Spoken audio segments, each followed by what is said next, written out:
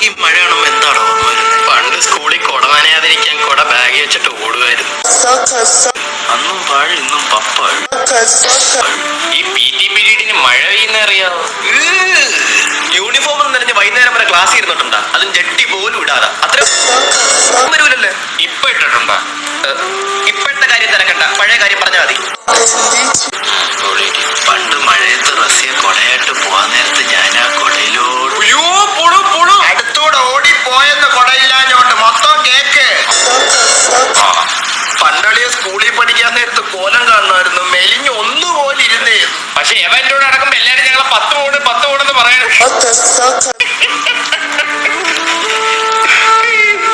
Body shaming ചെയ്യാതെ ഒന്ന് update ആകും. എന്നെ പറഞ്ഞപ്പോ എന്താ അപ്ഡേറ്റ് ബക്കായ? 2 മാസോടെ കഴിഞ്ഞ 2025.